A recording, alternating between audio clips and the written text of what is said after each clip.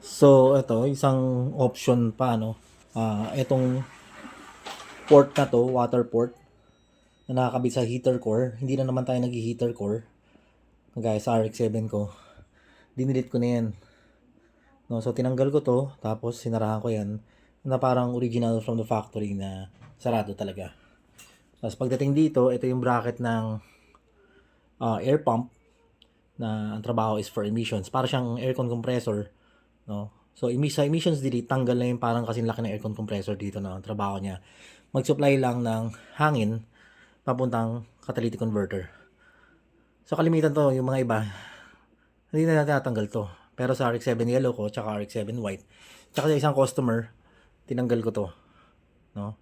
So, wala na kasi siyang sense eh. So, saan, kumbaga, parang re-engineer natin yung design, no?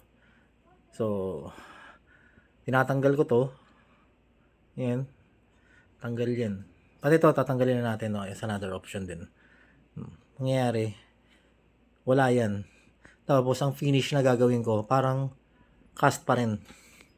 Cast pa rin. Kumbaga, as if, itsura niya, parang as if from the factory, ganun talaga siya. Wala talaga to from the factory.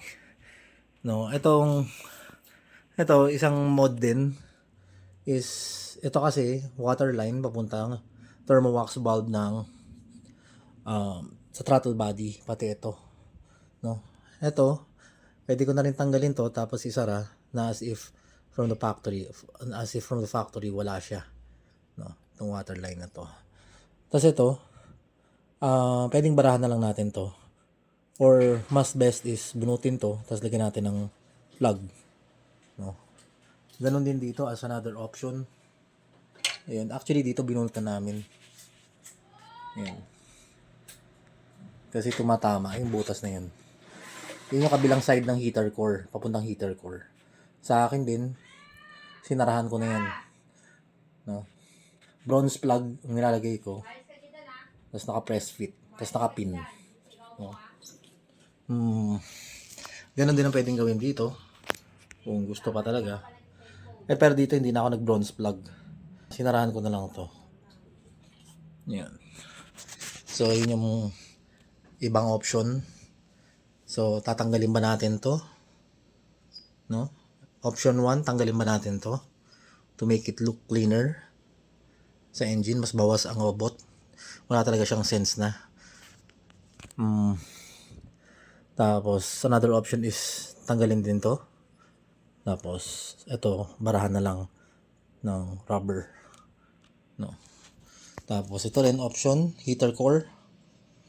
Tanggalin, barahan ko. I mean, i-reshape ko siya. TIG weld aluminum. Tapos, i-reshape ko and refinish na parang cast din. Para magmukhang original from the factory na sarado talaga. Ito, sasalitin ba natin to as yung kapartner na ito sa heater core. Ayan, as option 3. Again, option 1, tanggalin to. Option 2, tanggalin din to. Magka-partner yan eh. Option 3, tanggalin din to. At saka yung dito. Barahan. So, ayan. Bale, ito, parehas dito, no? Bale, yung bracket na yun, dito nakaumbok yun. Dito kasi nakakabit yung air pump. So, wala na siya. Pero yan, kung titingnan mo, parang from the factory is wala talaga siya. So dito siya, no, dito nakausli yun, no. Dito nakausli yung bakal na may butas dito. Tinanggal ko to, no. So wala na kasi siyang sense eh. So kasi diyan nakakabit yung air pump. Ayan, kung titingnan mo, yan yung tanggalan natin. Yan, ni-reshape natin. So, ni-reshape natin to. Ayan. Pero mukha pa rin siyang cast finish. Ayan. So, lumuwag na siya tingnan. So, anything na kailangan i-service, mas madali nang maabot. Kasi wala na rin naman siyang purpose. Kahit titingnan mo yung mga modify na mga RX-7 na iba, yung sobrang modified na, yung mga ganito, hindi nila tinatanggal, naayaan nila na may naka-usli dyan. So, clutter lang yun. Para sa akin, pampasikip lang ng engine bay. As to, isa pang option, ito, ginawa natin ng tensioner bracket since wala na yung air pump para mas may tension yung water pump. Yan. Para mas maging tension yung water pump. Pero yung iba nakikita ako hindi na rin naglalagay ng ganito, lalo kung hindi naman pang karera.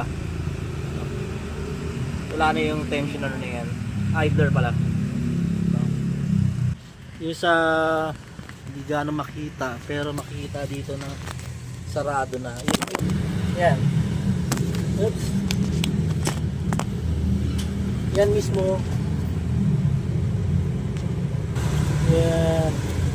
Dito yung dito nakakabit yung steel pipe, no? Ayan, sinara ko na rin sa RX-7 yellow ko, wala na, no? Para bawas yung mga possibility na magkaroon ng coolant leak, no? Dahil mas wala na mga hose na hindi na rin naman kailangan. So ito yung una kong design na tensioner bracket. Ayan, mas maganda yung sa white. Makikita mo yung shape nito, di ba? Naka-conform yung shape nito, naka-conform na sa shape nito. So wala na, again, wala na yung umbok dito na nakaganon. Mas malinis tingnan. Wala na rin yung hose dito. Wala na yung kabitan ng hose. Tinanggal ko na rin yan. Kabilang side na malit. Tingnan natin kung makikita dito. Kasi sasikip kasi ng engine bay na to. Dito ang ginawa ko din sa yellow, hindi ko pa siya nilagyan ng brass plug. Nilagyan ko lang siya ng hose, tapos may pambara sa dulo, tapos may hose clamp, no? Tingnan naman natin dito sa likod. Dito, ewan ko kung makikita.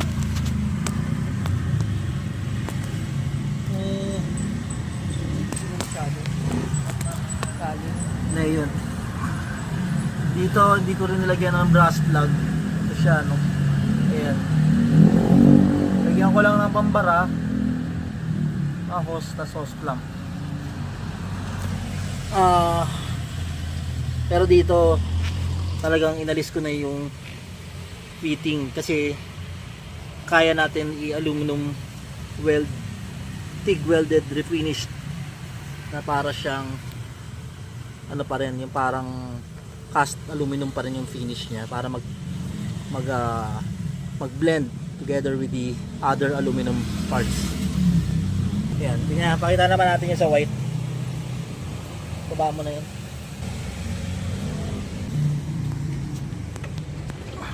Dumi na agad eh. Madali na yun dahil naka-polish na yun. Madali na rin polish ulit. So dito sa RX-7 white ko, ayan, makikita nyo pa rin na white, makikita na wala din yung bakal na naka-usli dito. Wala na rin namang purpose, wala na rin namang sense. Tinanggal ko to, no? So, wala na kasi siyang sense eh. So, ayan. Tapos yung tubo dito, wala na rin, sinara ko. Ayan. So, naka-twin turbo pa rin to, sequential pa rin, pero emissions delete. So, ayan, para nag-recast finish pa rin tayo. So, para naka-blend siya na akala mo from the factory. Eh, ganun talaga siya. Katulad nito, isang advantage. Ano man pinagkaiba? Kasi ito, kaya lumuwag tingnan dahil naka B-mount, no? Ang original kasi ako kasi naka-stock intercooler pa dito sa yellow. So, ito, ang stock charge pipe is dito nakadaan. So, dito nakadaan. Since naka B-mount na to, itong intercooler pipe niya, inangle ko dito sa side na to. So hindi ko na siya pinadaan dito. Bakit ko ginawa yun? Kasi nga, since ito yung original position, nakaganon din siya para mas maganda tingnan. Tapos dito, mas na-appreciate natin dito yung pagkaluwag at wala na yung nakaumbok na aluminum dyan. At sarado na yung pipe dito, no? Ayan. Tapos tingnan natin dito sa lower. Ayan, sarado rin, no? Sinara ko rin, hawakan mo to. So ayan, yung part na yon, yung may steel na sinasaksakan ng hose, yan, wala na yung steel na sinasaksakan ng hose. TIG welded shot, no? Tapos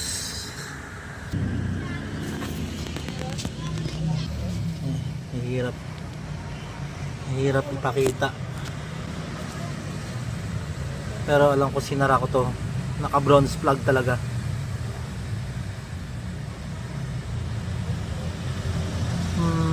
Dito nag bronze plug na ako dito sa RX-7 white. Hindi na siya kagaya sa yellow na nilagyan lang ng hostas pambara. Hindi na mapakita dito. So pwede naman yun. Barahan na lang pagdating dito. So dito naman sa likod, ayan, kitang kita yung may hose clamp. So binarahan ko lang din, may hose tapos may bakal.